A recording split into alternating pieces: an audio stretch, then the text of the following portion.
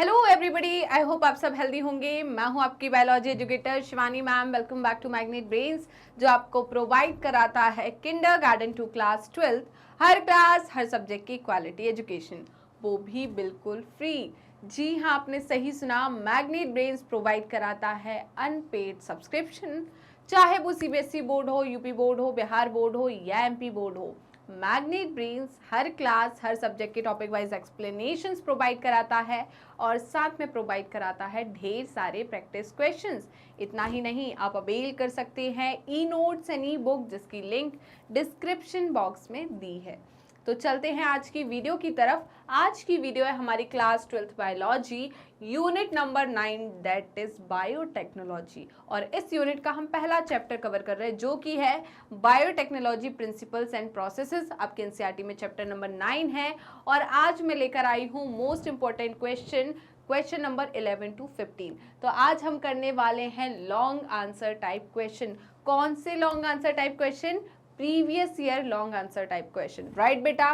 तो आपको सभी को पता है कि सैंपल पेपर करना जरूरी होता है, तो हम इसीलिए आपके पास एकदम से बहुत सारा ना हो जाए, तो हम चैप्टर वाइज आपके लिए सैंपल पेपर मतलब प्रीवियस ईयर क्वेश्चन लेकर आए हैं, जिससे आपका हर एक चैप्टर बहुत अच्छे से कंप्लीट हो, राइट। तो जल्दी जल्दी बेटा, सेशन स्टार्ट होने से पहले सारे बच्चे अपनी अटेंडेंस लगा दीजिए। अटेंडेंस कैसे लगाना है ये तो आपको बहुत अच्छे तरीके से पता है। कैसे लगाना है? वीडियो को लाइक करना है और ज़्यादा से ज़्यादा शेयर करना है अपने दोस्तों, भाई बहन और पड़ोसियों को, जिससे वो भी आपके साथ जुड़ सके और अच्छे से पढ़ाई कर सके। तो विदाउट एनी फर्दर डिले हम स्टार्ट करते हैं आज का सेशन। और लॉन्ग आंसर टाइप क्वेश्चन का पहला क्वेश्चन है क्वेश्चन नंबर 11। तो क्वेश्चन नंबर 11 कह रहा है बेटा, name and describe the technique that help in separating the DNA fragment formed by the use of restriction endonuclease, right। तो इनका कहना है वो टेक्निक बताइए और डिस्क्राइब कीजिए जिसकी मदद से हमने डीएनए के फ्रेगमेंट को सेपरेट किया है, जो कि किसकी मदद से बने हैं? किसकी मदद से ये फ्रेगमेंट बने हैं? रेस्ट्रिक्शन एंडोन्यूक्लियस की मदद से, राइट। तो ये आया है बेटा आपके सीबीएसई 2014 में। कब आया है? 2014 में ये क्वेश्चन आया हुआ है, राइट बेटा। तो बताइए, हम बात करें रेस्ट्रिक्शन एंडोन्यूक्लियस की, तो रेस्ट्रिक्शन एंडोन्यूक्लियस जो है एंजाइम की एक क्लास होती है न्यूक्लियसेस, उसके अंदर आता है, राइट, जिसके अंदर आता है एक्सोन्यूक्लियस एंड एंडोन्यूक्लियस। तो यहाँ पर रेस्ट्रिक्शन एंडोन्यूक्लियस क्या करता है बेटा? ये कट करता है किसको? एक डीएनए के सेगमेंट को। कैसे कट करता है? पैलिंड्रोमिक सीक्वेंस को रीड करके, एक स्पेसिफिक पैलिंड्रोमिक सीक्वेंस को रीड करके डीएनए के फ्रेगमेंट्स बनाता है, राइट। अब फ्रेगमेंट्स बनाया, अब इसमें बहुत सारे फ्रेगमेंट है, बट मेरा एक ऐसा फ्रेगमेंट है जो कि मुझे चाहिए, मेरे जीन ऑफ इंटरेस्ट है वो, राइट। वो फ्रेगमेंट है जिसमें मेरा इंटरेस्ट छुपा हुआ है, मुझे उससे प्रोटीन बनवाना है, राइट। तो अब कैसे सेपरेट करेंगे? तो जेल इलेक्ट्रोफोरेसिस की मदद से, किसकी मदद से? जेल इलेक्ट्रोफोरेसिस की मदद से हम क्या करते हैं? इन डीएनए के फ्रेगमेंट को सेपरेट करते हैं। क्या करते हैं? डीएनए के फ्रेगमेंट को सेपरेट करते हैं। तो देखते हैं कैसे हम डीएनए के फ्रेगमेंट को सेपरेट करते हैं, राइट। चलिए, आप सभी को पता है कि जेल इलेक्ट्रोफोरेसिस क्या होती है, मैंने आपको ऑलरेडी पढ़ा चुकी हूँ, राइट। फिर भी एक बार हम बता देते हैं। तो देखिए, इस प्रकार का एक क्या होता है, जल्दी बताइए, रुकिए।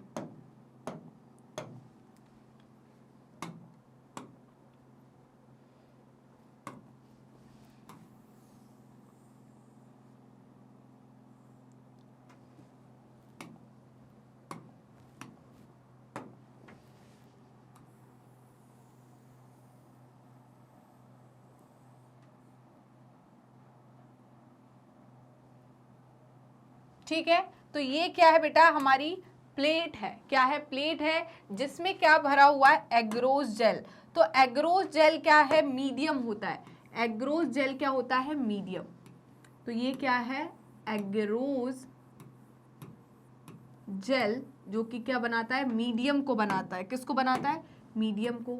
इस एग्रोस जेल में हमने क्या बनाए हैं? बेल बनाए, कुएं बनाए हैं, क्या बनाए, कुएं बनाए हैं, तो हम कुएं बना लेते हैं। तो यहां पर देखिए ये बने हुए हैं कुएं, 1 2 3 और ये 4, राइट। तो ये क्या है, बेल है, कुएं है। अब क्या हुआ, जैसे कि मैं बात करूं, मेरे पास ये क्या था, एक डीएनए था, ये क्या था, एक डीएनए था। इस डीएनए के मैंने क्या करवाए, फ्रेगमेंट्स बनवाए। ये जैसे कि एक डीएनए था, डीएनए का कलर चेंज कर लें क्या,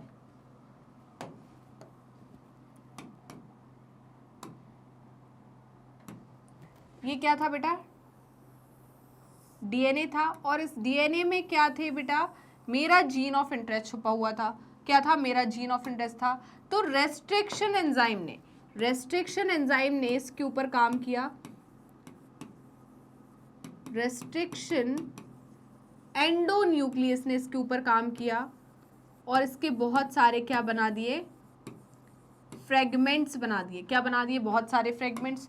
तो मुझे बहुत सारे फ्रेगमेंट्स मिल गए, यहाँ पर छोटे छोटे फ्रेगमेंट्स मिल गए। अब मैं उनको ऐसे बना रही हूँ फ्रेगमेंट्स को, राइट। ये मुझे मिल गए डीएनए के फ्रेगमेंट्स। क्या मिल गए, डीएनए के फ्रेगमेंट्स। तो ये क्या है बेटा, फ्रेगमेंट्स है डीएनए के, राइट। तो ये क्या है, फ्रेगमेंट्स ऑफ डीएनए है।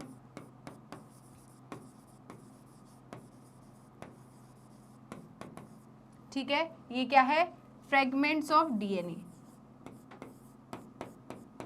अब मैंने क्या किया, इन फ्रेगमेंट्स को उठा के डाल दिया इनमें, इन बेल में। कहाँ पे डाल दिया, इन बेल में। इन फ्रेगमेंट्स को मैंने डाल दिया, ये फ्रेगमेंट्स जो है डीएनए के इस बेल के अंदर मैंने डाल दिए, राइट। सारे फ्रेगमेंट्स को मैंने इधर डाल दिया। अब हुआ क्या, मैंने इस प्लेट को जोड़ा, इस प्लेट के दोनों एंड को जोड़ा, किसके थ्रू, इलेक्ट्रोड के थ्रू। किसके थ्रू, इलेक्ट्रोड के थ्रू। अब मैं बात करूं तो डीएनए जो है बेटा नेगेटिवली चार्ज होता है। डीएनए कैसा होता है, डीएनए अगर मैं बात करूं तो कैसा होता है, negatively charge due to the presence of phosphate group. DNA कैसा होता है, नेगेटिवली चार्ज, राइट। तो बताइए ये पॉजिटिव चार्ज की तरफ अट्रैक्ट होगा या नेगेटिव चार्ज की तरफ अट्रैक्ट होगा, जल्दी बताइए। अगर डीएनए नेगेटिवली चार्ज है तो ये पॉजिटिव चार्ज की तरफ अट्रैक्ट होगा या नेगेटिव चार्ज की तरफ होगा, बताइए। चार्जेस जो है अपोजिट चार्ज की तरफ अट्रैक्ट होते हैं, राइट। तो अपोजिट चार्ज कौन सा होगा, पॉजिटिव चार्ज। पॉजिटिव चार्ज मतलब प्लस चार्ज। और आपको मैं अगर इलेक्ट्रोड की बात करूं, किसकी बात करूं, इलेक्ट्रोड की बात करूं, तो दो प्रकार की इलेक्ट्रोड आपने सुनी होगी। एक सुनी होगी एनोड, दूसरी सुनी होगी कैथोड। दूसरी कौन सी सुनी होगी, कैथोड, राइट। ए से एनोड, ए से एनोड, ए से एनायन, ए से एनोड, ए से एनायन, राइट। ए से एनोड, ए से एनायन, और सी से कैथोड, सी से कैटायन। मैम ये क्या बताया आपने, तो देखिए आपको पता है कि एनोड बेटा कैसा होता है, पॉजिटिवली चार्ज होगा या नेगेटिवली चार्ज, नहीं पता, कोई बात नहीं। एनायन तो पता, एनायन क्या है, आयन है। कैटायन क्या है, आयन है। ये क्या है, एनायन के ऊपर कैसा चार्ज होता है, नेगेटिव चार्ज होता है या positive charge, negative charge, right. Cation के ऊपर कैसा चार्ज होता है, पॉजिटिव चार्ज। अब मैं बोल रही हूं एनायन एनोड पे क्या होता है, बताइए। एनोड पर जाके डिपॉजिट होता है, कैटायन कैथोड पर जाके डिपॉजिट होता है। तो ये डिपॉजिट कब होगा, जब चार्जेस कैसे होंगे, अपोजिट। अगर कैटायन पॉजिटिव है तो कैथोड कैसा होगा, नेगेटिव। कैथोड कैसा होगा, नेगेटिव। तो यहां पर कैथोड कैसी है, नेगेटिव, राइट। और एनोड कैसी है, पॉजिटिव। अब बताइए मुझे, यहां पर मेरे डीएनए के फ्रेगमेंट्स है, तो यहां पर मैं कौन सी इलेक्ट्रोड लगाऊं जिससे डीएनए के फ्रेगमेंट यहां से दूर भागे, या मैं बताइए यहां पर ऐसी कौन सी इलेक्ट्रोड लगाऊं कि डीएनए के फ्रेगमेंट्स अट्रैक्टेड हो, वो यहां पर मेरी तरफ भागे, मतलब इस तरफ भागे, बताइए। तो डीएनए कैसे होते हैं, नेगेटिवली चार्ज। तो मुझे यहां पर क्या लगाना पड़ेगा, पॉजिटिव चार्ज, तभी डीएनए इधर अट्रैक्ट होंगे। तो यहां पर मैं लेकर आई हूं पॉजिटिव चार्ज। ये क्या है, पॉजिटिव चार्ज। तो पॉजिटिव चार्ज किस इलेक्ट्रोड का होता है, एनोड का होता है या कैथोड का, एनोड का। पॉजिटिव चार्ज किसका होता है, एनोड। तो ये क्या है बेटा, एनोड है। ये क्या है, एनोड। और यहाँ डीएनए को दूर भगाना है इस साइड से, तो यहाँ मुझे कैसा चार्ज लगाना पड़ेगा, नेगेटिव। और नेगेटिव चार्ज किसका होता है, कैथोड का। बेटा देखना, जो आयंस है, आयंस और इलेक्ट्रोड के चार्ज अपोजिट है, आयंस और इलेक्ट्रोड के चार्ज अपोजिट है। और यहाँ पर प्रेजेंट होता है एक पावर सप्लाई, यहाँ प्रेजेंट होता है एक पावर सप्लाई। उस पावर सप्लाई के थ्रू ये दोनों इलेक्ट्रोड क्या होती है, जुड़ी होती है। इस पावर सप्लाई के थ्रू ये दोनों इलेक्ट्रोड यहाँ पर जुड़ी होती है, राइट। तो यहाँ पर इस पावर सप्लाई के थ्रू ये दोनों इलेक्ट्रोड क्या है, यहाँ पर जुड़ी हुई है, राइट।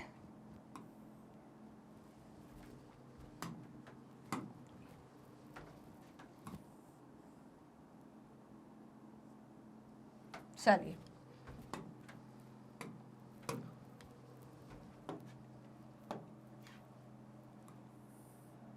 ये जुड़ी है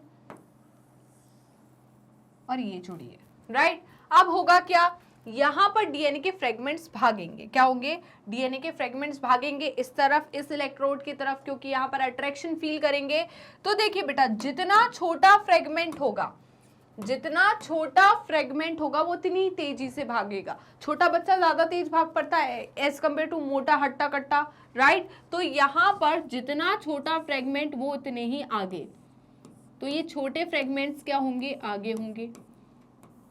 अब आपको दिख ही नहीं रहे होंगे फ्रेगमेंट्स, राइट, आपको फ्रेगमेंट्स ही नहीं दिख रहे होंगे। हाँ, तो मैंने बनाया ही इस तरीके से कि आपको फ्रेगमेंट्स ना दिखे,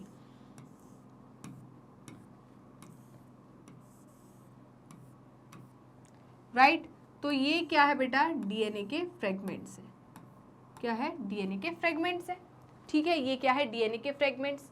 तो यहाँ पर हमने क्या करके इलेक्ट्रोड लगाकर डीएनए के फ्रेगमेंट को क्या कर लिया, सेपरेट। तो यहाँ पर आपको क्या दिख रहा है, बैंड ऑफ डीएनए, यहाँ पर डीएनए का क्या दिख रहा है, बैंड दिख रहा है, बट ये आपको अभी नहीं दिख रहा। अब क्या होगा, अब जब आपको इस मीडियम में डीएनए के फ्रेगमेंट्स विजिबल नहीं है, विजिबल करने के लिए आपको इसके ऊपर स्टेन डालना पड़ेगा। कौन सा स्टेन, तो हमने यहाँ पर ऐड किया इथीडियम ब्रोमाइड को।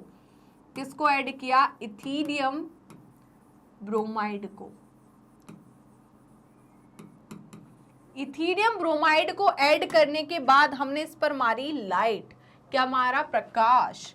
तो यहां पर हमने अब इसके ऊपर क्या मारा, प्रकाश मारा। तो ये हमने यहां पर इसके ऊपर क्या मारी, लाइट।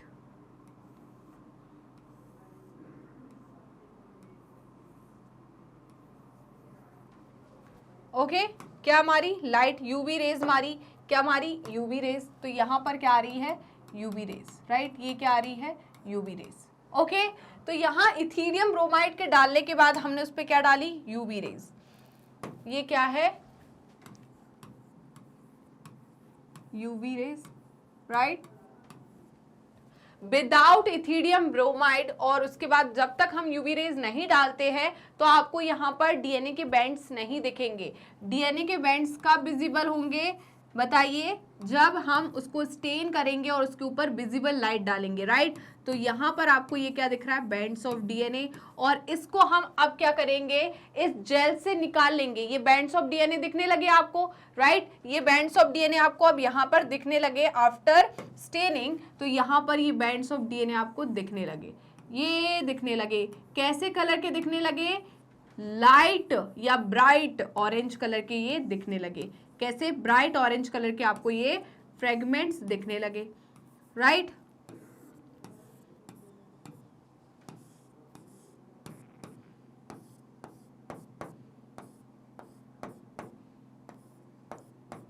ठीक है, तो यहां पर ये आपको दिखने लगे, ये क्या है, बैंड्स ऑफ डीएनए, क्या है, बैंड्स ऑफ डीएनए, ठीक है। तो मैंने एक पॉइंट लिखना है यहां पर, क्या, after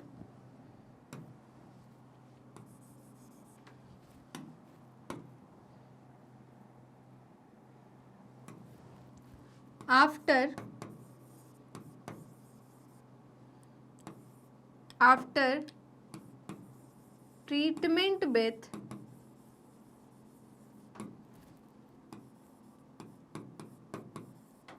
ethidium bromide,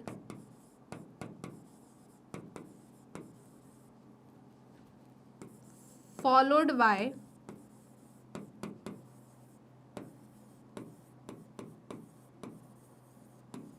UV rays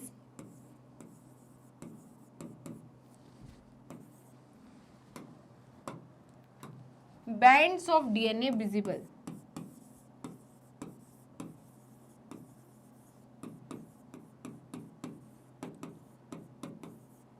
right, DNA के बैंड्स जो है वो क्या हो गए, विजिबल हो गए।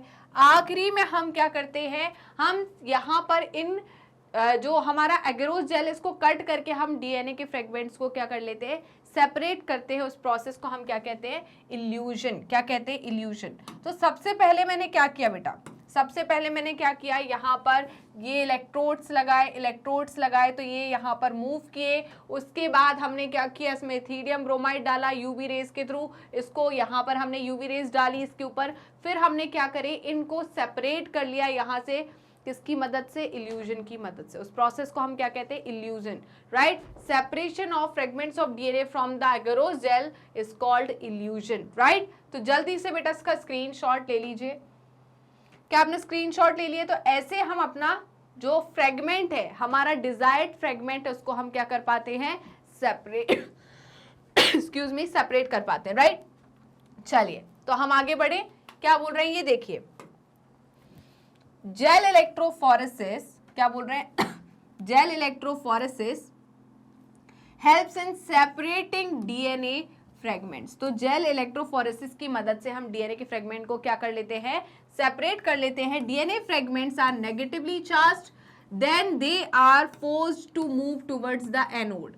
राइट, तो डीएनए फ्रेगमेंट नेगेटिवली चार्ज होते हैं, इसलिए ये किस तरफ, एनोड की तरफ मूव करते हैं, क्योंकि एनोड कैसा होता है, positively charge. Under electric through agarose gel matrix. Right, तो एग्रोस जेल जो है इन फ्रेगमेंट्स को मूव करने देता है। राइट, ये फ्रेगमेंट जो है इस एग्रोस जेल के थ्रू क्या कर पाते हैं, मूव कर पाते हैं और कहाँ जा पाते हैं, towards the anode. Right, the fragment separate according to their size through sieving effect. Sieving effect का मतलब है उस एग्रोस जेल के थ्रू ये डीएनए के फ्रेगमेंट्स जो है कहां पर जा रहे हैं, दूसरे एंड पर जा रहे हैं, इसे हमने सीविंग इफेक्ट कहा। राइट, यहां पर जो एग्रोस जेल है वो किसी भी प्रकार का हर्डल क्रिएट नहीं करता।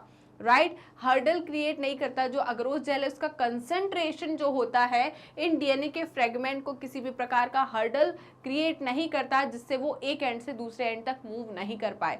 न अगर ऐसा होता, हर्डल क्रिएट करता, तो हमें डीएनए के फ्रेगमेंट जो है वो सेपरेट नहीं हो पाते और हम हमारा जीन ऑफ इंटरेस्ट एक्सट्रैक्ट कर पाते नहीं। राइट, तो यहाँ पर जितना छोटा फ्रेगमेंट होगा डीएनए का वो उतना ही दूर भागेगा, उतने ही तेज भागेगा, और जितना छोटा फ्रेगमेंट उतना तेज, जितना बड़ा फ्रेगमेंट उतने ही धीरे वो क्या करेगा, दूसरी एंड की तरफ मूव करेगा। राइट, तो जल्दी से बेटा इसका स्क्रीनशॉट ले लीजिए। क्या आपने इसका स्क्रीनशॉट ले लिया? बताइए, आगे बढ़े। अब देखिए इन्होंने क्या बोला है, separation and isolation of DNA fragments, उसे हम क्या बोलते हैं, जेल इलेक्ट्रोफोरेसिस। तो हम सेपरेशन और आइसोलेशन किसके थ्रू कर सकते हैं, जेल इलेक्ट्रोफोरेसिस के थ्रू कर सकते हैं। जेल इलेक्ट्रोफोरेसिस एक टेक्निक है for separating DNA fragments based on their size.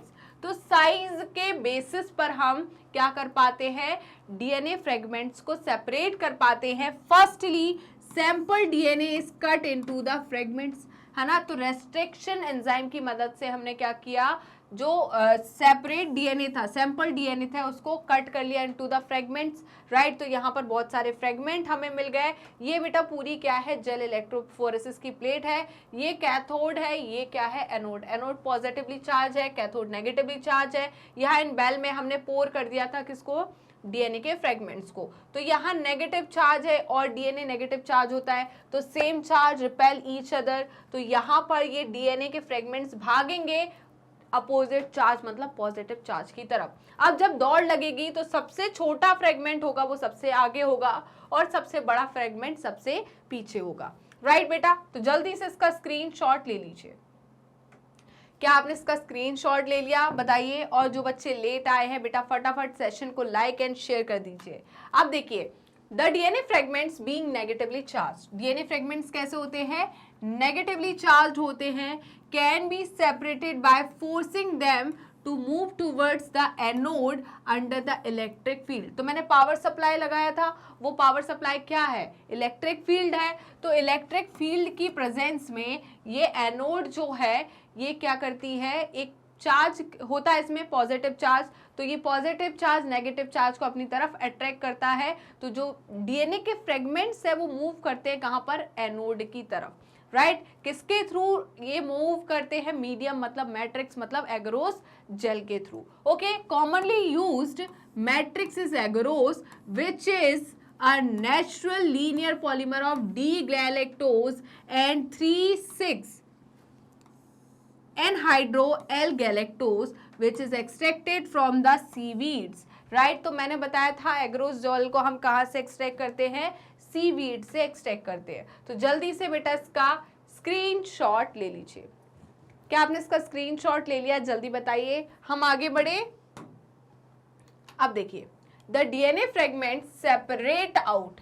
अब यहां पर डीएनए फ्रेगमेंट क्या होगा, on the basis of their size ये क्या हो गए, सेपरेट हो गए अकॉर्डिंग टू देयर साइज, ठीक है। Because the sieving property of agarose gel, किसकी वजह से ये यहाँ पर डीएनए के फ्रेगमेंट सेपरेट क्यों हो पाए, क्यों, हाँ ठीक है छोटे बड़े हैं वो तो ठीक है, बट अगर सीविंग प्रॉपर्टी नहीं होती एग्रोस जेल की तो क्या ये हम सेपरेट कर पाते छोटे और बड़े फ्रेगमेंट्स को, नहीं कर पाते। तो because of the sieving property ये डीएनए के फ्रेगमेंट जो है अकॉर्डिंग टू देयर साइज ये क्या हो चुके हैं, सेपरेट हो चुके हैं। Has smaller the fragment size farther it will move, right? The separated DNA fragments are visualized. Separated DNA fragments को हम visualize कर पाएंगे कब, after staining the DNA with ethidium bromide. तो आफ्टर स्टेनिंग ही हम क्या कर पाते हैं, डीएनए के फ्रेगमेंट को देख पाते हैं, विदाउट स्टेनिंग हम डीएनए के फ्रेगमेंट को देख नहीं पाएंगे, राइट। फॉलोड बाय, इसके बाद हमें क्या करना पड़ेगा, सिर्फ स्टेनिंग से काम नहीं चलेगा, उसके बाद हमें इस फ्रेगमेंट को एक्सपोज करना पड़ेगा किसमें, यूवी रेडिएशन में, किसमें, यूवी रेडिएशन में, राइट बेटा। तो जल्दी से इसका स्क्रीनशॉट ले लीजिए। क्या आपने इसका स्क्रीनशॉट ले लिया, बताइए यहां तक कोई दिक्कत, कोई परेशानी, बताइए। चलिए तो आगे बढ़े। अब देखिए, the DNA fragments are seen as orange colour bands. अभी मैंने कहा था कि यहां पर जो डीएनए के बैंड्स है वो कैसे कलर के दिखते हैं, ब्राइट ऑरेंज कलर के शो होते हैं। The separated bands of DNA are cut out and extracted from the gel piece। मैंने यही कहा था, आखिरी में हम क्या करते हैं, जो बैंड्स हमें विजिबल होने लगते हैं तो हम उस एग्रोस जेल से उनको कट करके निकाल लेते हैं। इस स्टेप को हम इल्यूजन कहते हैं, इस स्टेप को हम क्या कहते हैं, इल्यूजन, राइट बेटा। नेक्स्ट क्या है, द प्यूरिफाइड डीएनए फ्रेगमेंट्स। जो प्यूरिफाइड डीएनए फ्रेगमेंट्स होते हैं are used to form recombinant DNA. इन फ्रेगमेंट को हमने क्यों प्यूरिफाई किया, हमें रिकॉम्बिनेंट डीएनए बनाना था, क्योंकि ये जो फ्रेगमेंट है ये मेरे इंटरेस्ट का फ्रेगमेंट है, राइट। तो मैंने इसको क्या किया है, एक्सट्रैक्ट किया है और इसे मैं किसी दूसरे ऑर्गेनिज्म या दूसरे किसी ऐसे ऑर्गेनिज्म के साथ जोड़ना चाहती हूँ जिसमें मुझे वो प्रॉपर्टी चाहिए है, राइट। तो यहाँ पर उसके लिए हमें क्या बनाना पड़ेगा, रिकॉम्बिनेंट डीएनए बनाना पड़ेगा, which can be joined with cloning vector. तो इस हम फ्रेगमेंट को किसके साथ जोड़ेंगे, क्लोनिंग वेक्टर के साथ जोड़ेंगे, राइट। क्लोनिंग वेक्टर क्या होता है, प्लाज्मेट ऑटो रेप्लिकेटिंग प्रॉपर्टी होती है, इसलिए ये क्या कर पाता है, रेप्लिकेट कर पाता है, राइट बेटा। तो जल्दी से इसका स्क्रीनशॉट ले लीजिए। क्या आपने इसका स्क्रीनशॉट ले लिया, बताइए। तो नेक्स्ट क्वेश्चन है हमारा क्वेश्चन नंबर 12। क्वेश्चन नंबर 12 बोल रहा है बेटा, describe the characteristics that a cloning vector must possess. तो भाई क्लोनिंग वेक्टर मतलब प्लाज्मेट की क्या क्या कैरेक्टरिस्टिक्स होने चाहिए, बताइए, जरूरी है वो। तो पहला तो है ओरिजिन ऑफ रेप्लिकेशन। तो ओरिजिन ऑफ रेप्लिकेशन नहीं होगा तो क्या हम यहाँ पर रेप्लिकेशन कर पाएंगे, क्योंकि रेप्लिकेशन जो है प्लाज्मेट में, अगर ओरिजिन ऑफ रेप्लिकेशन ही नहीं होगा तो क्या रेप्लिकेशन स्टार्ट हो पाएगा, नहीं, यही वो पॉइंट है जहां से रेप्लिकेशन स्टार्ट होती है, इनिशिएट होती है, राइट। और ओरिजिन ऑफ रेप्लिकेशन जो होता है वो कंट्रोल करता है कॉपी नंबर को, राइट। तो ओरिजिन ऑफ रेप्लिकेशन नहीं होगा तो कॉपी नंबर भी क्या नहीं होगा, मतलब क्लोनिंग नहीं हो पाएगी। दूसरा, सिलेक्टेबल मार्कर्स होना चाहिए। क्या होना चाहिए? Selectable markers. सिलेक्टेबल मार्कर मतलब एंटीबायोटिक रेजिस्टेंट जीन होने चाहिए, जहां पर हमारे जीन ऑफ इंटरेस्ट को हम क्या करते हैं, इंसर्ट करते हैं, राइट। थर्ड क्या होना चाहिए? रेस्ट्रिक्शन साइट होनी चाहिए। क्या होनी चाहिए? Restriction site. ये रेस्ट्रिक्शन साइट सिलेक्टेबल मार्कर के अंदर भी होती है और आउटसाइड द सिलेक्टेबल मार्कर भी होती है, मतलब outside the antibiotic resistant gene भी होती है। क्या करती है ये, क्या काम होता है इनका? तो ये रेस्ट्रिक्शन साइट को कौन रीड करता है, कौन आइडेंटिफाई करता है? इन रेस्ट्रिक्शन साइट को जो रेस्ट्रिक्शन एंजाइम्स होते हैं वो आइडेंटिफाई करते हैं, क्योंकि इन रेस्ट्रिक्शन साइट में एक पैलिंड्रोमिक सीक्वेंस होता है। उस पैलिंड्रोमिक सीक्वेंस को कौन रीड करता है? Restriction endonuclease. वो रेस्ट्रिक्शन एंडोन्यूक्लियस इस पैलिंड्रोमिक सीक्वेंस को रीड करेगा और डीएनए की दोनों स्ट्रैंड को काट देगा एक स्पेसिफिक पोजीशन से, राइट। जो इसका जो मिडिल पार्ट होता है उससे जस्ट, मतलब उसके बीच में से नहीं काटता, बिल्कुल सेंटर से नहीं काटता, बियॉन्ड द मिडिल पार्ट से ये क्या करेगा, कट करेगा और दो एंड फॉर्म करेगा, राइट। इन एंड्स को हम स्टिकी एंड कहते हैं। और सेम वही रेस्ट्रिक्शन एंजाइम क्या करेगा, दूसरे डीएनए पे काम करेगा और वो दूसरे डीएनए से क्या काटेगा, हमारा जीन ऑफ इंटरेस्ट काटेगा। फिर क्या होगा, दूसरा एंजाइम जो कि लाइगेज है वो जोड़ देगा और रिकॉम्बिनेंट डीएनए बना देगा, राइट। तो ये कौन कौन हमारा origin of replication, restriction site और सिलेक्टेबल मार्कर का होना जरूरी है।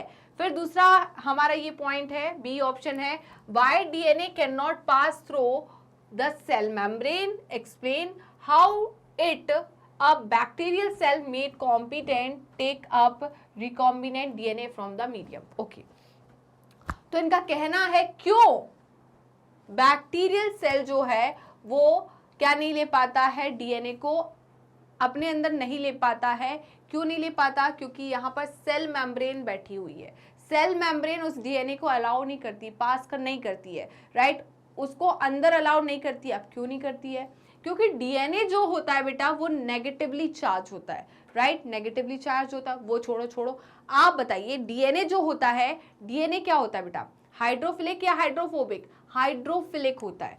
और सेल मेम्ब्रेन जो है वो लिपिड से बनी होती है। लिपिड क्या होता है? Hydrophobic, right. तो अगर आप एक हाइड्रोफिलिक पार्टिकल को, मॉलिक्यूल को हाइड्रोफोबिक मॉलिक्यूल के थ्रू गुजारने की कोशिश करोगे तो ये पॉसिबल हो पाएगा? नहीं हो पाएगा, राइट। क्योंकि ये क्या करेगा, रेजिस्ट करेगा, राइट। हमने देखा था ना कि सेल मेम्ब्रेन वाटर को डायरेक्ट एंट्री नहीं देती क्योंकि वाटर पोलर मॉलिक्यूल है, राइट। हाइड्रोफोबिक है, ऑब्वियस सी बात है, तो वो उसको एंट्री नहीं देती, फिर इसके लिए चैनल्स के थ्रू अलाउ होता है।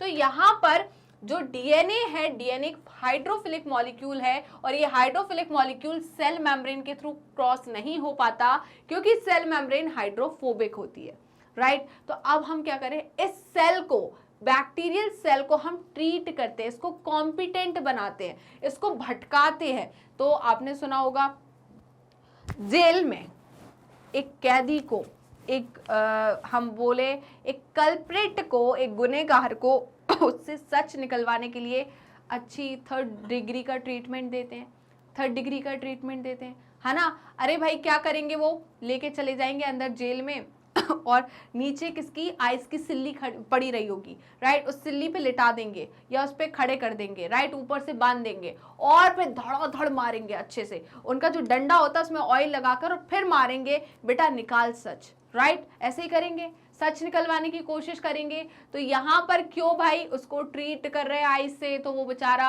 अभी तड़प रहा है, वो बोलेगा नहीं नहीं नहीं मेरे को नहीं है, मैं निकाल दूंगा। तो वो अब ढीठ आदमी है, नहीं निकाल रहा सच, ठीक है। तो आप बोलेंगे और क्या कर सकते हैं, बताइए। अब उन्होंने आग जला दी बहुत वहां, है ना, अंगारों पे खड़ा कर दिया उसको। क्या कर दिया excuse me, I am really sorry, अंगारों पे खड़ा कर दिया। अंगारों पे खड़ा करा तो अब अंगारों पे उसके पैर जलेंगे कि नहीं जलेंगे, सोचेगा अब तो निकाल देगा सच, पर वो ठहरा ढीठ, अभी भी नहीं मान रहा। तो फिर से क्या किया जाएगा बताइए, फिर से बर्फ की सिल्ली पे रख के अच्छे से मारा जाएगा। क्यों बेटा, अब देखिए फिर से बर्फ की सिल्ली पे, पहले अंगारों पे चलाया, अब जब पहले पैर गर्म हो गए तो और ज्यादा ठंडा हो गया, राइट। तो ये बार बार ऐसे ट्रीटमेंट दिए जाते हैं। ये ट्रीटमेंट कब दिया जाता है?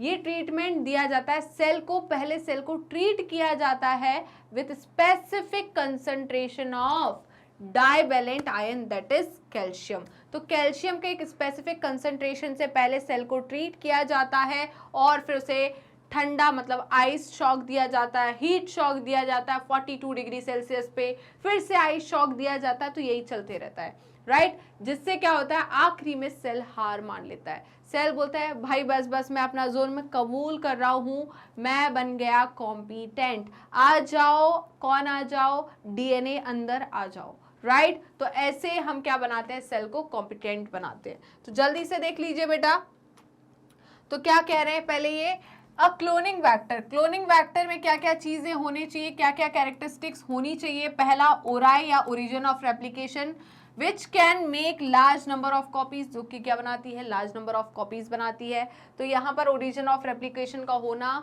जरूरी है। नेक्स्ट और क्या होना चाहिए, नेक्स्ट बेटा सिलेक्टेबल मार्कर्स होने चाहिए। क्या होने चाहिए, सिलेक्टेबल मार्कर होना चाहिए। It mean gene encoding for antibiotic resistant gene और gene encoding for beta galactosidase, right. तो बीटा गैलेक्टोसाइडेज को एनकोड करने वाले जीन या एंटीबायोटिक रेजिस्टेंस को कोड करने वाले जीन क्या बनाते हैं, सिलेक्टेबल मार्कर को, right. Recognition site for the restriction enzyme to recognize. Third क्या होना चाहिए, रिकॉग्निशन साइट होना चाहिए जिसको क्या करके आइडेंटिफाई करके रिकॉग्नाइज करके रेस्ट्रिक्शन एंजाइम क्या करता है, अपना फंक्शन परफॉर्म करता है, राइट। तो जल्दी से बेटा इसका स्क्रीनशॉट ले लीजिए। क्या आपने इसका स्क्रीनशॉट ले लिया, बताइए, आगे बढ़े। अब देखिए नेक्स्ट क्या था, जो नेक्स्ट पूछा था ना कि भाई क्यों डीएनए का मॉलिक्यूल जो अंदर नहीं जा पाता है, पहले क्यों कॉम्पिटेंट बनाना पड़ता है सेल को। तो देखिए डीएनए जो होता है वो हाइड्रोफिलिक मॉलिक्यूल है, ठीक है। Therefore it can not pass through cell membrane, इसलिए ये सेल मेम्ब्रेन से पास नहीं कर पाता है, सेल मेम्ब्रेन को पास नहीं कर पाता। द बैक्टीरियल सेल, किसकी बात कर रहे हैं, the bacterial cells can be made competent. तो बैक्टीरियल सेल को क्या बनाना है, कॉम्पिटेंट बनाना है बाय ट्रीटिंग देम। कैसे कॉम्पिटेंट बनाना है, उस बैक्टीरियल सेल को ट्रीट करते हैं with specific concentration of divalent ion like calcium, right. तो उस सेल को हमने क्या किया, ट्रीट किया एक स्पेसिफिक कंसंट्रेशन से। किसका स्पेसिफिक कंसंट्रेशन, डाइवेलेंट आयन का, that is calcium, right. The cells are then incubated on ice. अब सेल को हमने आइस के थ्रू ट्रीट किया, फॉलोड बाय हीट शॉक। अब क्या दिया, अंगारों पे चलाया, ठीक है। ये अंगारे कितने डिग्री सेल्सियस पे थे, 42 डिग्री सेल्सियस पे। अब ये मत बोला मैम अंगारों का टेम्परेचर 42 डिग्री सेल्सियस कैसे हो सकता है, मैंने सिर्फ आपको एक क्या समझाया है, एक स्टोरी बनाई है, राइट, जिसके थ्रू आपको याद हो सके। फिर and then putting back into on ice, फिर हमने क्या किया, उसको आइस में वापस डाल दिया। तो यही सब चीजें चलती है जिसकी वजह से जो सेल है आखिरी में हार मान लेता है और अपना जुर्म कबूल कर लेता है और बोला हाँ मैंने जुर्म किया है, मैंने मर्डर किया है, अब मेरे को जेल में डाल दो। तो यहाँ पर भी सेल बोलता है भाई मैंने हार मान ली है, डीएनए आप अंदर आ जाओ, इससे ज्यादा जुर्म मैं नहीं सह सकता, राइट। तो जल्दी से इसका स्क्रीनशॉट ले लीजिए। क्या आपने इसका स्क्रीनशॉट ले लिया, बताइए, हम आगे बढ़ जाएं। अब देखिए बेटा क्वेश्चन नंबर 13 क्या बोल रहा है, ये क्वेश्चन नंबर 13 जो है ये कब आया है, सीबीएसई 2011 में, कब आया, 2011 में। और ये पूछ रहा है आपसे, if a desired gene is identified in an organism for some experiment explain the process of the following. चले भाई यहाँ पर आपको एक क्या बोला इन्होंने, अगर आपको डिजायर्ड जीन आइडेंटिफाई हो जाता है ऑर्गेनिज्म में, ठीक है, for some experiment explain the process of the following, cutting of this desired gene at specific location। बिल्कुल, तो यहाँ पर हम क्या करते हैं, इस डिजायर्ड जीन को कट करते हैं एक स्पेसिफिक लोकेशन पर, लोकेशन से with the help of restriction enzyme. और ये रेस्ट्रिक्शन एंजाइम कहाँ से कट करता है, ये रीड करता है किसको, एक स्पेसिफिक पैलेंड्रोमिक सीक्वेंस को जो कि प्रेजेंट होता है रिकॉग्निशन साइट पर, राइट। तो रिकॉग्निशन साइट पे एक स्पेसिफिक पैलेंड्रोमिक सीक्वेंस प्रेजेंट होता है, उस स्पेसिफिक पैलेंड्रोमिक सीक्वेंस को एक स्पेसिफिक रेस्ट्रिक्शन एंजाइम ही रीड कर पाता है। उसे रीड करके वो डीएनए की दोनों स्ट्रैंड को कट करता है और कट करने के बाद क्या बनाता है, स्टिकी एंड बनाता है। जो स्टिकी एंड बने वो क्या करेगा, दूसरे सेम बेस पेयर के, कॉम्प्लीमेंट्री बेस पेयर के स्ट्रैंड को अपनी तरफ अट्रैक्ट करेगा जुड़ने के लिए, राइट। फिर synthesis of multiple copies of the desired gene. तो मल्टीपल कॉपीज बनानी है हमें हमारे डिजायर्ड जीन की, तो हमें क्या कराना पड़ेगा, पीसीआर कराना पड़ेगा। क्या कराना पड़ेगा, पीसीआर। पीसीआर का मतलब है polymerase chain reaction. Polymerase chain reaction में हम क्या कराते हैं, 3 स्टेप कराते हैं। पहली स्टेप डीनेचुरेशन, दूसरी स्टेप हम क्या कराएंगे, एनिलिंग, एंड थर्ड स्टेप हमारी क्या होगी, थर्ड स्टेप होगी हमारी एक्सटेंशन या पॉलीमराइजेशन, राइट। अब मेरे पास मेरा डीएनए जो है वो फ्रेगमेंट है डीएनए का जो कि मुझे चाहिए था, मेरा डिजायर्ड डीएनए फ्रेगमेंट है। अब मुझे इसकी बहुत सारी कॉपी बनानी है, क्योंकि वो एक डीएनए का फ्रेगमेंट अगर खराब हो गया तो मुझे वो सारी प्रोसेस करनी पड़ेगी। पहले डीएनए को आइसोलेट करना पड़ेगा, इतना सारा तामझाम भाई ना हो पाएगा फिर से। तो हमें क्या करना, पहले उस डीएनए की बहुत सारी कॉपीज बनानी है, राइट। क्या बनानी है, कॉपीज बनानी है। तो कॉपीज बनाने के लिए हमें क्या करना है, हमें क्या करना पड़ेगा, हम इन कॉपी बनाने के लिए पीसीआर की मदद लेंगे। कैसे लेंगे पीसीआर की मदद, पीसीआर की मदद से हम क्या करते हैं, 1 से 2 बनाएंगे, 2 से 4, 4 से 8, 8 से 10, ऐसे ही चलते रहेगा। 8 से 10 नहीं मतलब 2 से 4, 4 से 8। क्या 4 से 8 बनेगा, बिल्कुल। 8 से कितने बनेंगे, 16, राइट। तो क्या हो रहा है यहाँ पर, हर एक फ्रेगमेंट जो है उसको हमें बढ़ाना है। कैसे बढ़ाएंगे, 3 स्टेप के थ्रू। पहले हम क्या करेंगे, जो डीएनए का फ्रेगमेंट है उसको डीनेचर्ड करेंगे, डबल स्ट्रैंड को सिंगल स्ट्रैंड में कन्वर्ट करेंगे। सिंगल स्ट्रैंड में कैसे कन्वर्ट कर सकते हैं, हाइड्रोजन बॉन्ड को तोड़ दो बीच में से। अब ये हाइड्रोजन बॉन्ड ऐसे तो नहीं तोड़ेंगे, तो हम क्या करते हैं, 94 डिग्री सेल्सियस पर इन हाइड्रोजन बॉन्ड को तोड़ते हैं।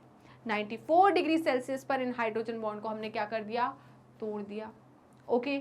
उसके बाद नेक्स्ट स्टेप होती है एनिलिंग। एनिलिंग में हम क्या करते हैं बेटा, हम यहाँ पर प्राइमर को जोड़ते हैं टेम्पलेट स्ट्रैंड पे।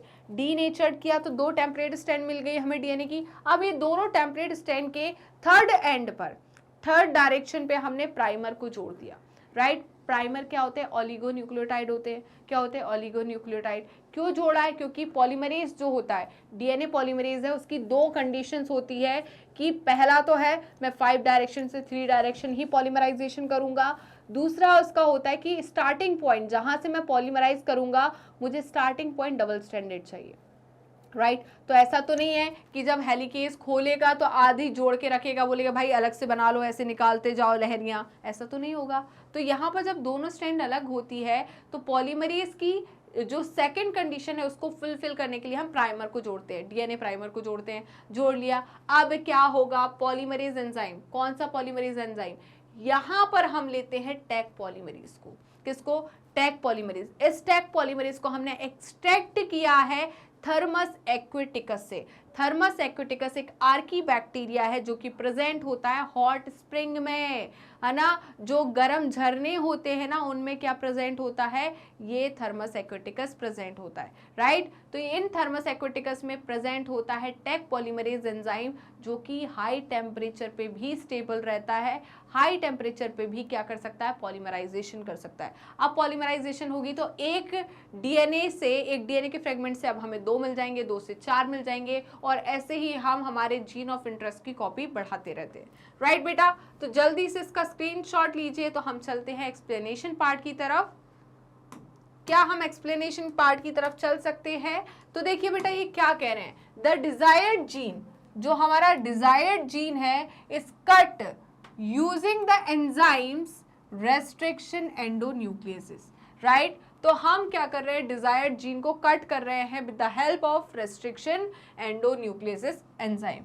Firstly the restriction endonucleases that recognize the palindromic sequence, ये excuse me, ये रेस्ट्रिक्शन एंडोन्यूक्लियस क्या करता है बेटा, रिकॉग्नाइज करता है पहले किसको, पैलिंड्रोमिक सीक्वेंस को ऑफ डिजायर्ड जीन। किसके, डिजायर्ड जीन के पैलिंड्रोमिक सीक्वेंस को रीड करता, आइडेंटिफाई करता है। The endonuclease inspects the entire DNA sequence to find and recognize the site, right बेटा। तो जल्दी से इसका स्क्रीनशॉट ले लीजिए, सारा मैं समझा ही चुकी हूँ आपको। ओके तो बेटा जल्दी फटाफट, जिन बच्चों ने अभी तक सेशन को लाइक नहीं किया है वो फटाफट सेशन को लाइक कर दीजिए, राइट। चलिए, और शेयर करना बिल्कुल मत भूलेगा, है ना, तो हमारे भाई बंधु भी पढ़ पाए। इट कट्स ईच, किसकी बात कर रहे हैं हम, किसकी बात कर रहे हैं, रेस्ट्रिक्शन एंडोन्यूक्लियस की। It cuts each the double helix, it cuts the each double helix at specific point which is a little away, जो कि कहाँ से काटती है, एक स्पेसिफिक पॉइंट से। वो स्पेसिफिक पॉइंट कहाँ है, little away from the centre, centre से थोड़े दूर वो पॉइंट है, right, of the palindromic site. The cutting site is between the same two bases on the opposite strand, right. तो इनका कहना है बेटा, जैसे कि मैं बात करूं, ये डीएनए की स्ट्रैंड है, यहां पर प्रेजेंट है G A T T C, right, ये 5' एंड ये 3' एंड, ओके। इनके बीच में हाइड्रोजन बॉन्ड बने होते हैं, क्या बने होते हैं, हाइड्रोजन बॉन्ड, ये बन गया हाइड्रोजन बॉन्ड, और यहां पर इसके कॉम्प्लीमेंट्री होंगे सी टी टी ए जी, ये क्या है 5' और ये क्या होगा 3', ऐसा ही होता है, राइट बेटा। तो होता क्या है, रेस्ट्रिक्शन एंजाइम आता है और इस पैलिंड्रोमिक सीक्वेंस को रीड करता है और कट करता है just little away from the centre, मतलब ये यहाँ से कट करेगा, इसको दोनों तरफ से कट करेगा। अब दोनों तरफ से जब कट करेगा तो यहाँ पर स्ट्रैंड का कौन सा पार्ट बचा रहेगा, बताइए। यहाँ पर देखिए स्ट्रैंड का कौन सा पार्ट बचा रहेगा, यहाँ से कट किया तो ये हट जाएगा सारा, हटेगा कि नहीं हटेगा, बताइए। ये हटेगा कि नहीं हटेगा, ये हट गया। यहाँ से कट किया तो ये हट जाएगा, हटेगा कि नहीं हटेगा। तो ये बन गया क्या, स्टिकी एंड, ये क्या बन गया, स्टिकी एंड, राइट। तो यहाँ पर क्या हुआ बेटा, स्टिकी एंड बन जाता है, क्या बन जाता है, स्टिकी एंड। एक मिनट,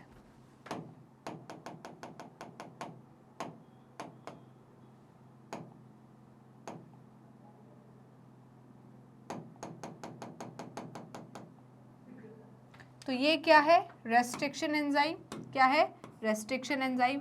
तो ये इस पार्ट को क्या कर देगा, कट कर देगा, राइट। तो यहां से जब इस पार्ट को कट करेगा तो दोनों के बीच में क्या बनेगा, स्टिकी एंड बनेगा, क्या बनेगा, स्टिकी एंड, राइट। तो स्टिकी एंड बनने की वजह से ये फैसिलिटेट करेंगे किसको, कि दूसरा आके इनसे जुड़ पाए, okay. This result overhanging, this result overhanging,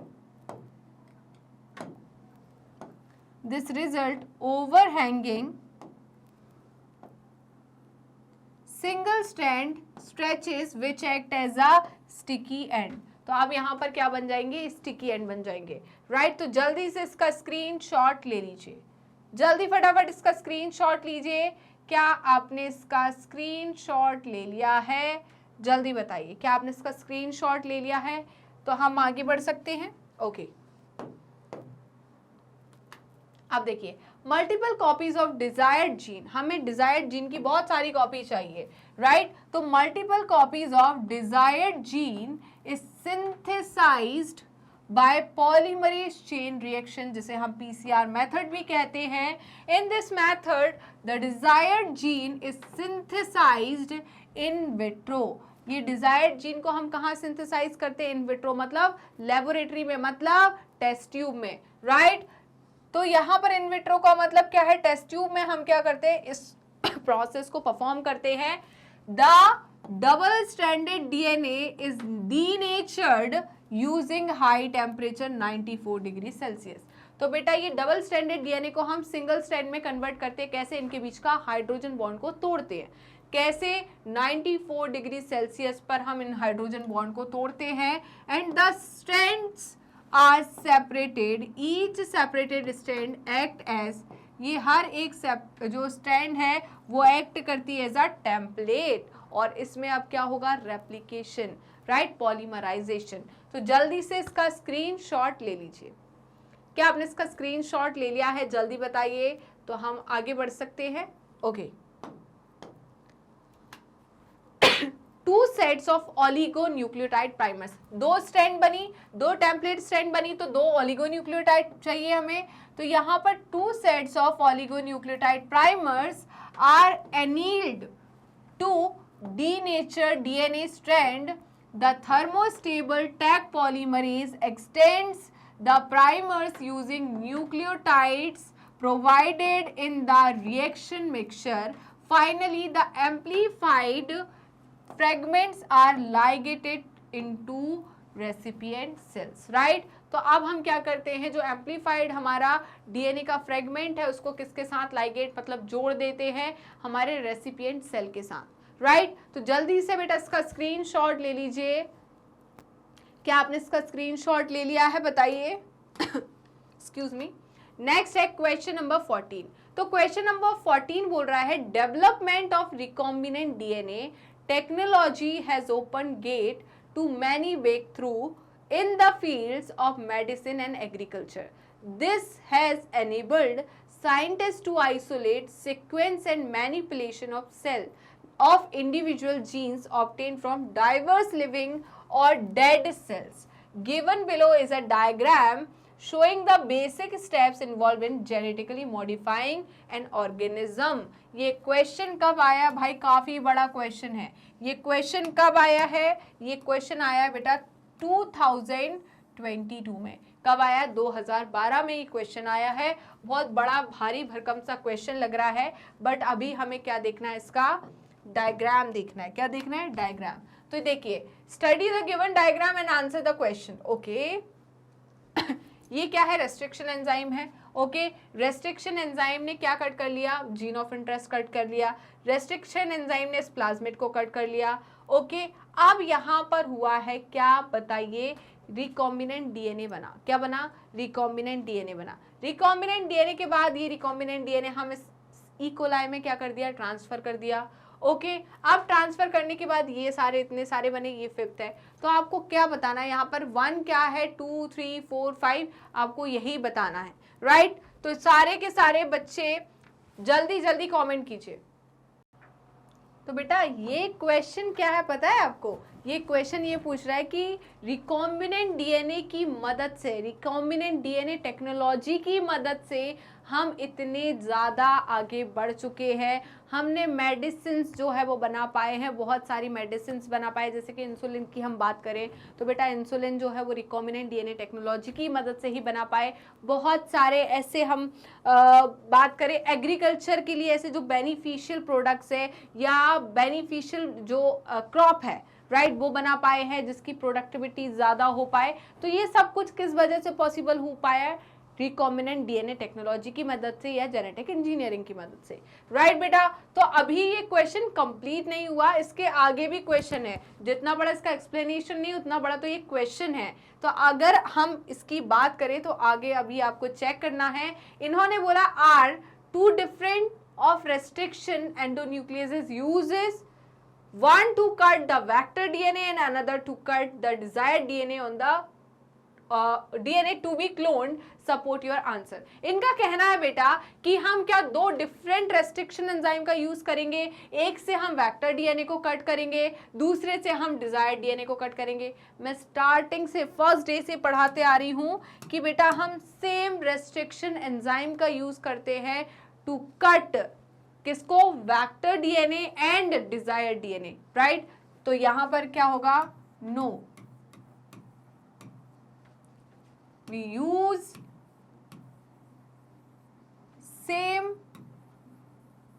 restriction endonuclease पूछा है ना यहाँ पर, तो हाँ रेस्ट्रिक्शन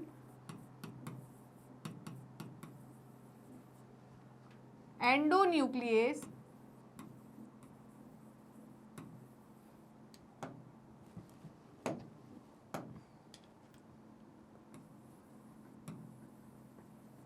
for cutting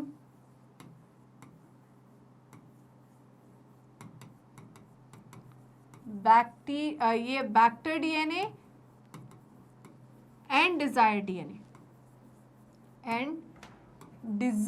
डीएनए दोनों डीएनए को कट करने के लिए हम सेम रेस्ट्रिक्शन एंडोन्यूक्लियस का यूज करेंगे। Next which enzyme is used eight step x, तो स्टेप एक्स में हम कौन सा एंजाइम यूज करेंगे, पहले इसका जल्दी से आप स्क्रीनशॉट ले लीजिए, हमें पीछे जाना पड़ेगा, राइट। तो जल्दी से स्क्रीनशॉट लीजिए, क्या आपने स्क्रीनशॉट ले लिया, हम पीछे चलते हैं। किसकी बात कर रहे हैं, हमें यहाँ पर बताना है स्टेप एक्स में यूज होने वाला enzyme to integrate foreign DNA with the vector DNA. भाई मैं तो एक्स की तरफ जाती नहीं हूं, मैं तो यहाँ पर सिंपल इतना पढ़ के बता सकती हूँ, इन्होंने बोला इंटीग्रेशन करना है, इंटीग्रेट करना है फॉरेन डीएनए को वेक्टर डीएनए के साथ। और ये इंटीग्रेशन कौन करता है, जल्दी बताइए, डीएनए लाइगेज या सिर्फ हम लाइगेज कह दे, क्या कह दे, डीएनए लाइगेज या सिर्फ लाइगेज कह दे, right. What is the term used for step by showing multiple copies of foreign DNA being formed in transformed E. coli। तो हमने देखा था कि आखिरी प्रोसेस में बहुत सारे सेल्स बने हुए थे, बहुत सारे डीएनए बने थे, हमारे बहुत सारे डिजायर्ड जीन बन गया था। तो इस प्रोसेस को हम क्या कहेंगे, इस स्टेप को हम क्या कहेंगे, एम्प्लीफिकेशन। क्या कहते हैं बेटा, एम्प्लीफिकेशन। क्या कहते हैं, एम्प्लीफिकेशन, राइट। तो जल्दी से इसका स्क्रीनशॉट ले लीजिए, जल्दी फटाफट बेटा स्क्रीनशॉट लीजिए। क्या आपने इसका स्क्रीनशॉट ले लिया है, बताइए, यहां तक कोई दिक्कत, कोई परेशानी, okay.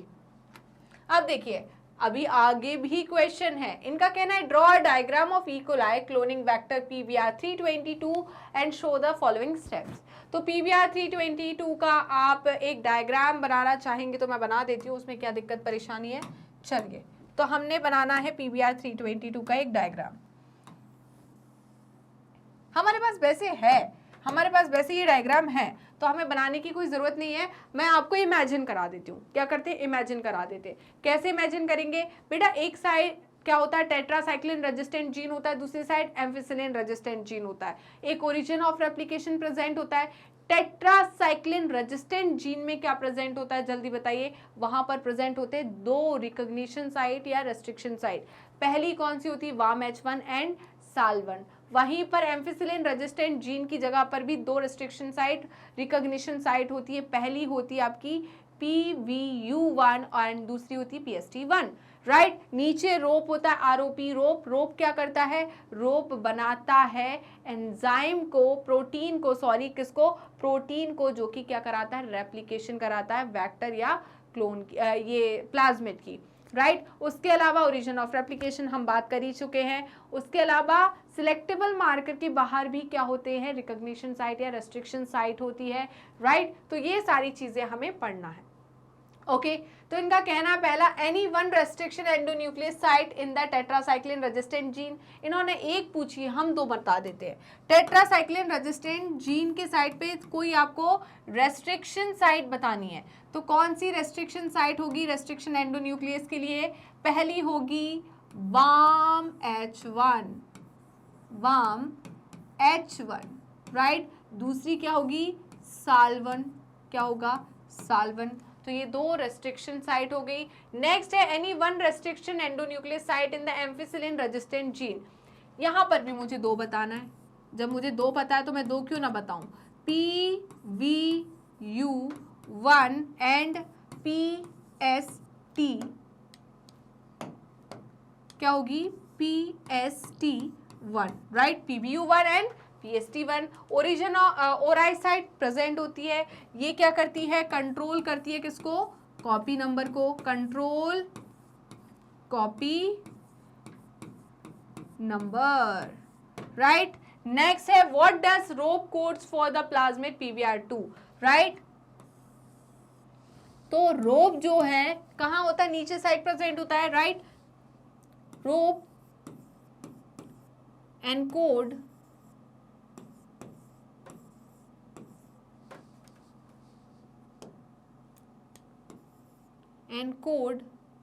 for proteins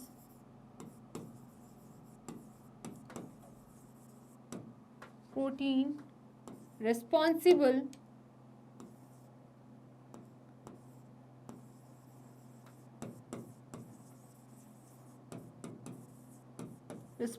for the replication of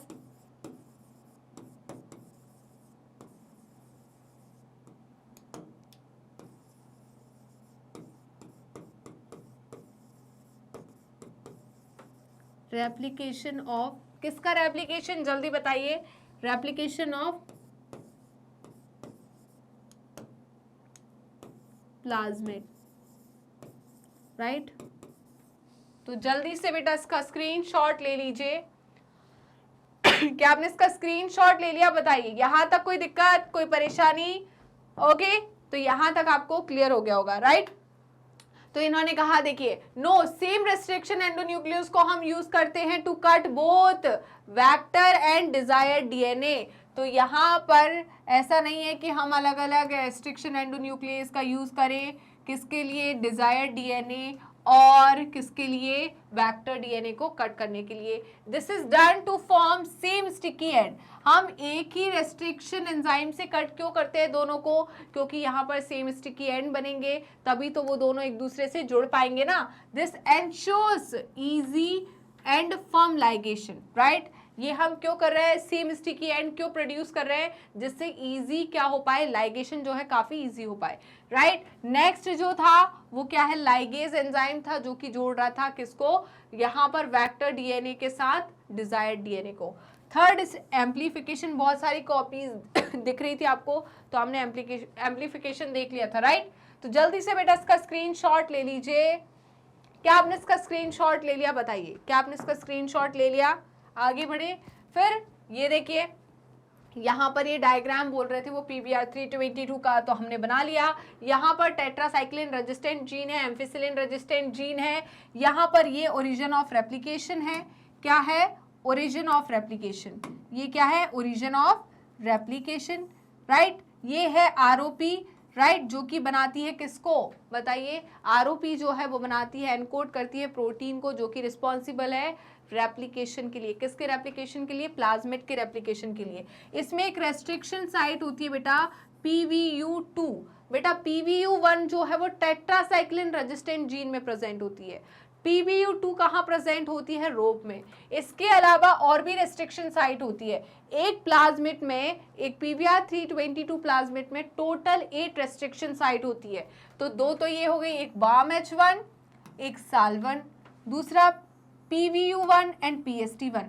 तो आपसे ये पूछ लिया जाता है कि सिलेक्टेबल मार्कर के अंदर कितनी रेस्ट्रिक्शन साइट होती है, 4 होती है, 2 टेट्रासाइक्लिन में, 2 एम्फिसिलिन में। इसके अलावा और क्या पूछा जाएगा, आउटसाइड द सिलेक्टेबल मार्कर कितनी है, 4 है। कैसे, एक तो हो गई PVU2 जो कि रोप में प्रेजेंट है, दूसरी है EcoR1, Clay1 एंड Hind3। ये 3 कैसी हो गई, ऐसी रेस्ट्रिक्शन साइट जो कि सिलेक्टेबल मार्कर से बाहर प्रेजेंट होती है। ओरिजिन ऑफ रेप्लिकेशन प्रेजेंट है यहाँ पर, और क्या प्रेजेंट है, रोप प्रेजेंट है, EcoR1, Clay1 एंड Hind3।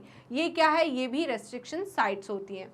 अब इन्होंने पूछा ROP codes for the protein involved in the replication of plasmid, right. तो यहाँ पर ROP जो है वो कोड करता है एक ऐसे प्रोटीन को, ऐसे प्रोटीन्स को कोड करता है जो कि इन्वॉल्व होते हैं डीएनए के या प्लाज्मिड के रेप्लिकेशन के लिए, राइट। प्लाज्मिड क्या, डीएनए ही है। तो यहाँ पर प्लाज्मिड के रेप्लिकेशन के लिए जो प्रोटीन्स रिस्पॉन्सिबल होते हैं, इन्वॉल्व होते हैं, उन्हें कौन कोड करता है, ROP, राइट, रोप।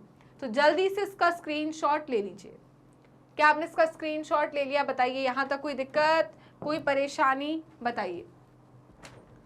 अब नेक्स्ट क्वेश्चन है हमारा क्वेश्चन नंबर 15। क्या है क्वेश्चन नंबर 15? ये आया बेटा 2023 में। कब आया, 2023 में। तो ये कह रहे हैं bioreactors and the containments vehicles of any biotechnology based production process for large scale production and for economic reason the final success of biotechnological process depends on the efficiency of the bioreactor। obvious सी बात है। तो देखिए बेटा, यहाँ पर bioreactors की efficiency पर पूरा खेल डिपेंड है। क्यों? सिंपल सी बात है। आपको एक रेसिपी पता है, एक किसी डिश की रेसिपी पता है। अब आपको बनाना है क्या, वो डिश बनानी है। आपके घर में आए मेहमान, 40 लोग आए हैं, राइट। तो आपको बनाने के लिए उसके लिए कंटेनर होना चाहिए ना। डिश तो पता है आपको, रेसिपी पता है, कंटेनर होना चाहिए, तभी तो बन पाएगा, तभी तो आप सब लोगों तक पहुंचा पाओगे उस डिश को। तो सिंपल सी बात है, यहाँ पर बायोरिएक्टर की एफिशिएंसी पर डिपेंड होता है क्या बताइए, हमारा प्रोडक्शन। किसका प्रोडक्शन? हमारे जो इंटरेस्ट का प्रोडक्शन है, हमारे जो प्रोडक्ट है उसका प्रोडक्शन जो है वो किस पे डिपेंड करता है? एफिशिएंसी ऑफ बायोरिएक्टर्स पे। तो देखते हैं कैसे डिपेंड करता है। चलिए, कैसा होना चाहिए बायोरिएक्टर्स का जो बेस है ना बेटा, वो कैसा होना चाहिए? कर्व्ड होना चाहिए। कैसा होना चाहिए? कर्व्ड होना चाहिए, जिससे क्या हो? मिक्सिंग प्रॉपर हो पाए, राइट? क्या होना चाहिए? Mixing proper. अब देखो उतला हुआ होगा, बेस उतला हुआ होगा तो वो एक जगह इकट्ठा हो जाएगा, एक जगह इकट्ठा हो जाएगा तो मिक्सिंग प्रॉपर हो पाएगी कि नहीं? अब जैसे आपने कुछ चीज डाली तो वो सारी कहाँ चली गई? बेस में चली गई, इकट्ठी हो गई एक जगह। अब उसमें घूमेगा, राइट? तो उसमें जैसे कि हम क्या घुमाते हैं, करछी घुमाते हैं, राइट? जो चम्मच घुमाते हैं हम, बड़ी वाली चम्मच किस में घुमाएंगे हम? हमारे जो कंटेनर में घुमाएंगे तो क्या होगा? सारी चीजें मिक्स होगी, प्रॉपर मिक्स होगी। तो यहाँ पर सारी चीज प्रॉपरली मिक्स हो पाए इसलिए हमें बेस को क्या रखना पड़ता है? कर्व रखना पड़ता है। ओके, तो ये क्या पूछ रहे हैं जरा देख लेते हैं हम। Answer the following questions with respect to the given paragraph. List the operational guidelines that must be adhered to so as to achieve optimization of the bioreactor system and list any four. चलिए भाई, तो हम देख लेते हैं।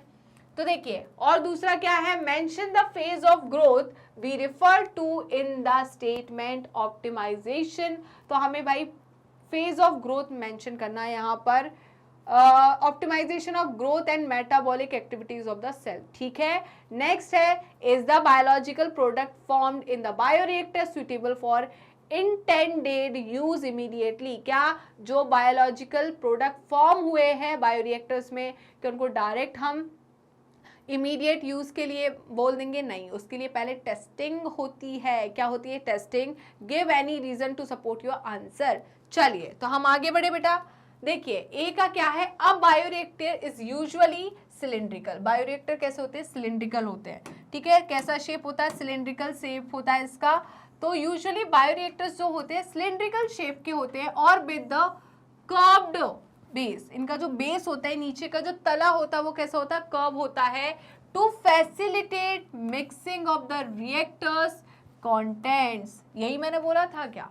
जल्दी बताइए, हम कर्व क्यों रखते हैं? बेस को सिलिंड्रिकल क्यों रखते हैं?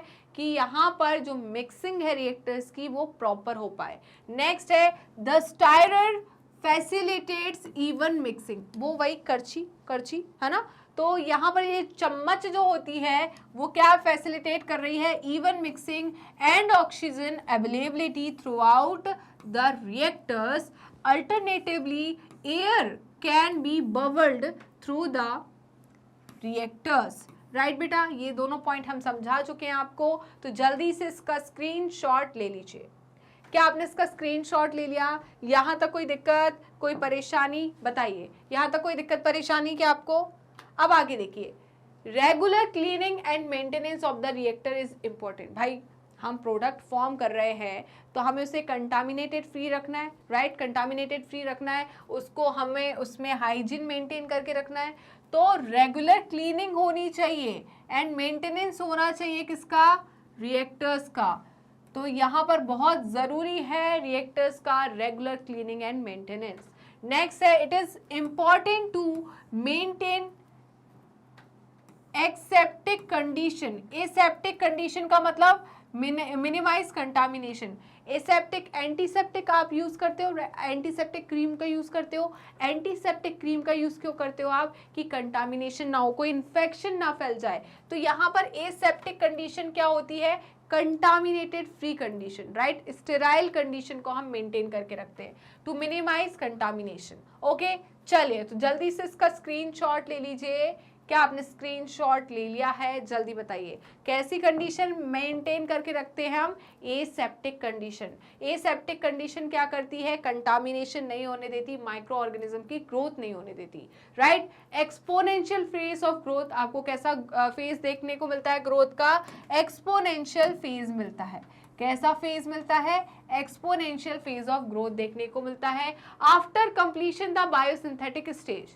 ओके, तो बायोसिंथेटिक स्टेज को कंप्लीट करने के बाद the product has to be subjected through a series of process before ready to marketing as a finished product. मैंने बोला था ना, डायरेक्ट नहीं भेजते हम, डायरेक्ट उसको सेल नहीं करते, उस प्रोडक्ट के ऊपर बहुत सारी टेस्टिंग की जाती है, सीरीज ऑफ टेस्टिंग होती है कि भाई अगर इस बार इसने कोई इफेक्ट शो नहीं करा, कोई साइड इफेक्ट शो नहीं किया, हो सकता है दूसरी बार कर दे, राइट, कुछ चेंजेस हो जाए, कुछ टाइम बाद ये अपना रिएक्शन दिखा रहा हो, तो यहाँ पर सीरीज ऑफ टेस्टिंग होती है, उन सीरीज ऑफ टेस्टिंग के बाद इसको अप्रूवल मिलता है मार्केट में सेल करने के लिए, राइट। तो यहाँ पर कि कोई भी प्रकार का कोई साइड इफेक्ट ना हो, किसी प्रकार की कोई परेशानी ना हो, बाद में कोई परेशानी ना फील करना पड़े, इस चीज को चेक किया जाता है, उसके बाद ही मार्केट में से क्या करा जाता है, पहुंचाया जाता है सेलिंग के लिए, राइट बेटा।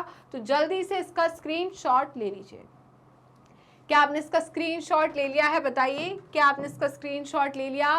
तो हम आगे बढ़ते हैं। प्यूरिफिकेशन, क्या कर रहे हैं हम उसको? Purification which are collectively referred to as downstream processing. तो डाउन स्ट्रीमिंग प्रोसेसिंग में हम पढ़ते हैं purification, separation and purification, right. The product has to be formulated with suitable preservatives. इसमें हम क्या करेंगे, प्रोडक्ट को क्या मिलाएंगे, प्रोडक्ट में सुइटेबल प्रिजर्वेटिव्स मिलाएंगे, जिससे हम उसकी लाइफ को, उस प्रोडक्ट की लाइफ को क्या कर रहे हैं, बढ़ा रहे हैं, राइट, जल्दी खराब होने से बचा रहे हैं। Such formulation has to be undergo through clinical trials, right. तो यहाँ पर भाई ये जो प्रोडक्ट है, ये फॉर्मुलेशन जो आपने किया है, इसको हमें पहुंचाना पड़ता है क्लिनिकल ट्रायल्स के लिए। किसके लिए? क्लिनिकल ट्रायल्स के लिए। As in case of drugs, किसके केस में? ड्रग्स के केस में। ठीक है भाई, इतनी सारी मेडिसिन आ रही है, तो उन मेडिसिन को पहले मार्केट में पेशेंट्स के ऊपर यूज करने से पहले उनका काफ़ी ज़्यादा क्लिनिकल ट्रायल्स किया जाता है। फॉर्मुलेशन के बाद स्ट्रिक्ट क्वालिटी कंट्रोल टेस्टिंग, ये क्वालिटी कंट्रोल टेस्टिंग काफ़ी ज़्यादा स्ट्रिक्ट होती है। बाकी चीज़ों को तो आप फिर भी निगलेक्ट कर सकते हो दूसरे प्रोडक्ट में, but in case of drugs यहाँ पर जो क्वालिटी कंट्रोल टेस्टिंग होती है वो काफ़ी ज़्यादा स्ट्रिक्ट होती है, राइट, काफ़ी ज़्यादा स्ट्रिक्ट होती है। जैसे कि हमने देखी बहुत सारी मेडिसिन ऐसी है जो इंडिया में चल रही है बट फॉरेन कंट्रीज़ में बैन है ना। अभी तो मैं नाम सुना दूं, सबसे बेसिक, सबसे ज़्यादा खाई जाने वाली पैरासिटामोल है ना, पैरासिटामोल, ड्रिस्प्रिन, एस्प्रिन, ये जो है ना बेटा, क्रोसिन, ये दूसरी कंट्रीज में बैन है और इंडिया में धड़ाधड़ ली जाती है। सर दर्द हुआ, पेट दर्द हुआ, बुखार आया, खा लो, एक खा लो, 500 mg की खा लो, है ना, यही चलता है। और ये दूसरी कंट्रीज में बैन है। क्यों बैन है? क्योंकि उन्हें इसके इफेक्ट्स देखने को मिले हैं। ओके, तो उन्होंने बैन कर दिया और हमारे यहाँ इसी का यूज़ किया जा रहा है। हमारे यहाँ मतलब समझ रहे हो आप, एक इंसान की जान की कितनी कीमत है वो आप देख रहे हो, आप खुद ही लोग कर रहे हो। हमारा WHO जो है वो तो अवेयर कर रहा है लोगों को, बट आप लोग ही उस चीज़ को कंज्यूम कर रहे हैं, तो मार्केट क्यों सेल नहीं करेगा उस चीज़ को? सिंपल सी बात है, जब किसी चीज़ की डिमांड होगी मार्केट में तभी तो वो चीज़ बनेगी और तभी तो सेल होगी, है ना, सिंपल सी बात है। जैसे कि मैंने आपको पहले भी सिखाया है, मैंने ह्यूमन हेल्थ एंड डिजीज़ में आपको कई बार पढ़ाया कि भाई उसमें ड्रग एल्कोहल अब्यूज़ के बारे में काफ़ी ज़्यादा बताया गया, फिर भी यूज़ होते हैं। हमारी जो इंडस्ट्री में हम देखते हैं कि पहले ही उसमें लिखा हुआ होता है धूम्रपान सेहत के लिए हानिकारक होता है, ये जानलेवा है, इससे कैंसर जैसे रोग होते हैं, लिखा होता है ना, फिर भी उसमें यूज़ करते हुए दिखाते हैं। आप मार्केट में देख लो कितने टाइप के ऐसे ये पान मसालेज और ये सब कुछ स्मोकिंग जो है ये चल रही है, क्योंकि मार्केट में बीच में बैन हो गया था, पान मसाला वगैरह बैन हो गया था, बट मार्केट में डिमांड है तो कंपनी क्यों नहीं बनाएगी? उसको तो पैसा बनाना है, नहीं, राइट ना, उनका तो बिजनेस है ना भाई, तो वो तो पैसा बनाएंगे। अब आप उसको यूज कर रहे हैं अपनी सेहत के लिए, आप देख रहे हो खराब है फिर भी ले रहे हो, तो वो उनकी प्रॉब्लम नहीं है, वो तो बिजनेस कर रहे हैं, वो तो इकोनॉमी बढ़ा रहे हैं।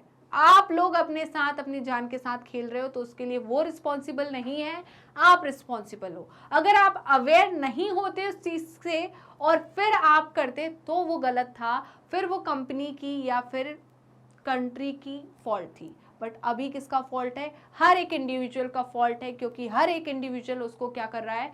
कंज्यूम कर रहा है, तो मार्केट कंपनी तो उसे सेल करेगी ही, राइट। तो यहाँ पर क्या किया जाता है बेटा? ड्रग्स के यहाँ पर काफ़ी ज़्यादा क्लिनिकल ट्रायल्स होते हैं और इसमें काफ़ी ज़्यादा स्ट्रिक्ट क्वालिटी कंट्रोल टेस्टिंग होती है। क्या होती है? Strict quality control testing.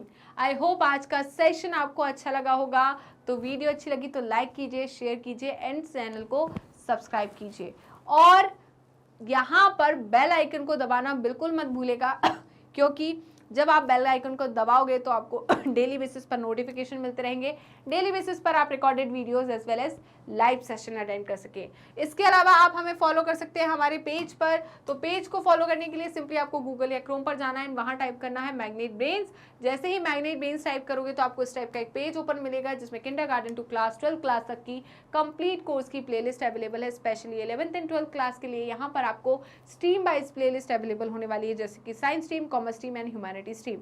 इस प्लेलिस्ट में हमने क्या क्या चीजें इंक्लूड की, तो यहाँ पर हम लेकर आए आपके लिए एनसीईआरटी की पूरी theory, NCERT solution, MCQs, MIQs, one shot revision, quick revision and daily practice question, जिससे ना कि सिर्फ आपका थ्योरी पार्ट स्ट्रांग हो, हमने ध्यान दिया है कि आपके solution part, MCQs part, NCERT solution के साथ एमआईक्यूज भी आपका बिल्कुल अच्छे से कंप्लीट होना चाहिए। डेली आप रिवीजन कर पाए, डेली प्रैक्टिस कर पाए, इस हिसाब से इस बात को सोचकर ये प्लेलिस्ट को प्रिपेयर किया गया है और आपकी स्टडी को ये काफ़ी ज़्यादा स्मार्ट और स्ट्रॉन्ग बनाने वाली है। इसके अलावा आप हमें फॉलो कर सकते हैं हमारी ऑफिशियल वेबसाइट पर, दैट इज www.magnetbrains.com, और आप हमसे जुड़ सकते हैं हमारे सोशल मीडिया हैंडल्स के थ्रू, जैसे कि Facebook, Instagram, Twitter and WhatsApp. आप अवेल कर सकते हैं e notes and E book, जिसकी लिंक डिस्क्रिप्शन बॉक्स में दी है।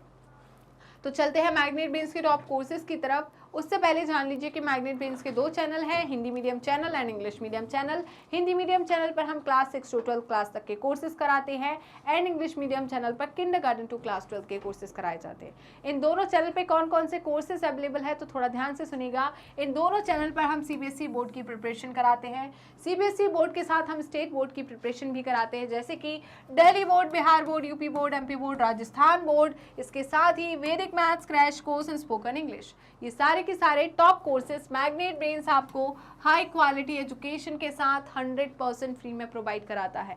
जी हाँ, मैंने यही कहा और आपने सही सुना, मैग्नेट ब्रेन्स प्रोवाइड कराता है अनपेड सब्सक्रिप्शन। तो जुड़े रहिए मुझसे और मैग्नेट ब्रेन्स से मिलते हैं नेक्स्ट वीडियो में। तब तक के लिए बाय बाय।